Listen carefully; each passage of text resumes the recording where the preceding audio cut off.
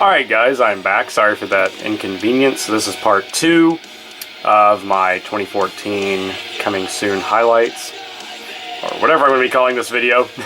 I never know. I don't know if you guys are the same way, but you always kind of try to think of a title in your mind when you're making the video, but then you end up renaming it something completely different when you're uploading it. But anyway, so going on through the coming soon section on Blade HQ, taking a look at some more Kershaws, and they're blacking out all their knives, and it looks pretty cool, but they're doing that new dark wash finish that they're kind of becoming known for now, and it looks pretty cool. I mean, I don't have a black wash knife yet, but I would like to get one in my collection, just, see what the fuss is about.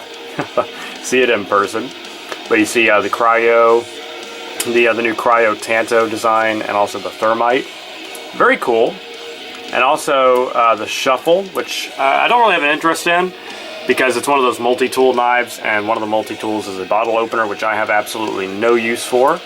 But, it's pretty cool. They're doing those in different colors, too. You got it in white, which looks nice, and for the ladies, pink. That's pretty cool.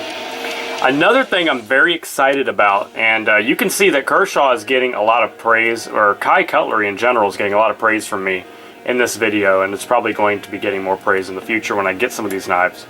But Kershaw is jumping on the bandwagon of teaming up with Emerson.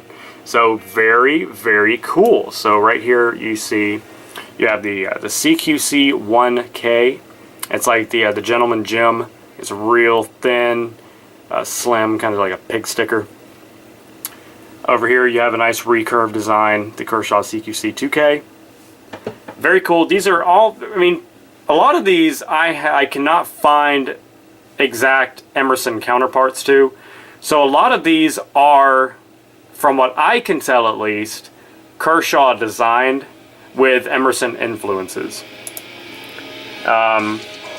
This one, it's just like a Gentleman Gym.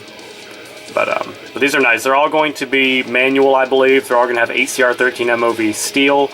They're all going to feature G10, and most of them are going to be black coated, but they're going to have the Emerson patented wave feature and a thumb disc opener. And they're very cheap. Budget folders. Love to see that. So for once, you're getting the ability to own an Emerson design for a lowered cost, which is nice because Emerson knives are usually very expensive. The cheapest one I've ever found was the Mini Commander that I bought, and that was like $150. But come down here, that's a very cool, dramatic looking Tanto. Kind of reminds me of the Ontario Utilitac. That's the CQC 3K. And you can see how these are going to be numbered. Their model names are just going to go in order here. So this one's really cool. This is the only one that I can find that has brown G10. That's the 4K. I'd probably be picking that one up because I love brown G10. Most of these are going to be liner locks. I can't remember if I mentioned that or not, but most of these are going to be liner locks with the exception of the ZT Emerson knives. Those are going to be frame locks. So that's also something that's going to be very different. You're going to have liner locking, you're going to have frame locking Emersons, which usually only come on the custom Emersons. So with the ZT, you're getting a big advantage there if you're a frame lock guy. That's another very cool design. But like I said, these are they're kind of all different. This is much more of like the A100 Tantos, that kind of design. But very cool. I like it. Down here, this is a very different looking design. You can look up pictures online. This kind of reminds me of the Topps Jackal. I believe it's called like the Jackal Team 5 or something like that. Reminds me of that fixed blade. Alright, now you get into some Benchmades.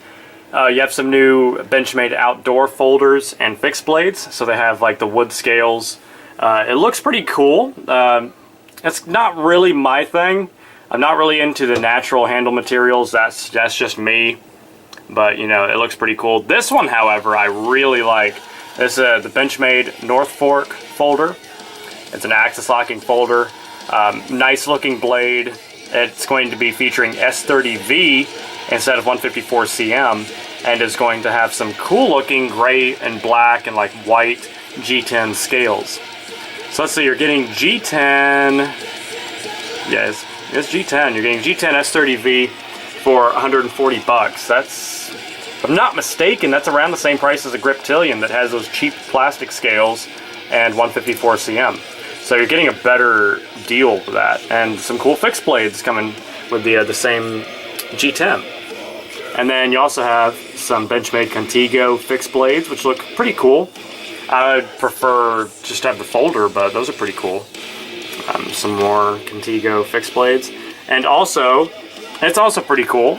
I like these. These are, if I'm not mistaken, the manual version of the Benchmade Striker, which were like their assisted opening versions, or their assisted opening line. So that's pretty cool. You have the Striker Tanto design and the handle design, but they're going to be manual axis locking knives. So that's pretty cool. You know, it's one of those things like I could take it or leave it. I probably won't be getting one of those, but I'm not going to say that I'm not going to get one because they are pretty cool. I especially like that one. You know, it's pretty cool. I like axis locking knives. And you have some of their like expensive gold class. That's not a gold class, but it's their 940, but in carbon fiber, which is pretty nice. And you have their Purdue, their 531 Purdue. It's pretty cool. I just realized I was looking at my computer screen and I realized like my camera was not pointing at what I was talking about. Sorry about that. This video is going to be a mess. This one's also really cool. I'm really excited about this one. It's a very different looking knife from Benchmade. This almost looks like a Spyderco design, but the Nakamura, I don't know, Nakamura. I'm probably butchering that name, but this looks like a really cool knife. That looks like G10 scales. Let me see if it specifies. Yeah, the handle material is G10, but it's cool. It's got that little pivot, like a custom pivot going on. It looks like it's also G10. I don't know. It's just a nice little accent. But I really like the sculpting on the G10 handles. It's just not something you'd see from Benchmade. And this blade steel on that is M390. And it's only going to be a little under 200. So that's not a bad deal. So that's pretty cool.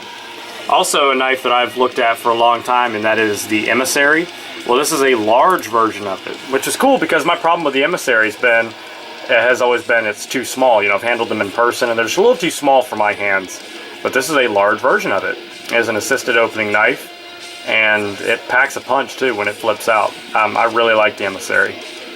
So, very cool. Come down here. Here's another Kershaw Emerson. I'm definitely going to be getting some. This is going to be the first one, because this is one of the only ones that has a satin finished blade, which I prefer. And also it's just a standard drop point style blade, which I also prefer. So it's just the most simple version that they're offering, but very simple design. The handle design reminds me of the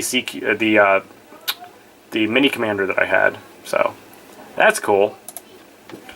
And well, before we get to that, this is really nice, and that is a new SE fixed blade, the Camp Lore.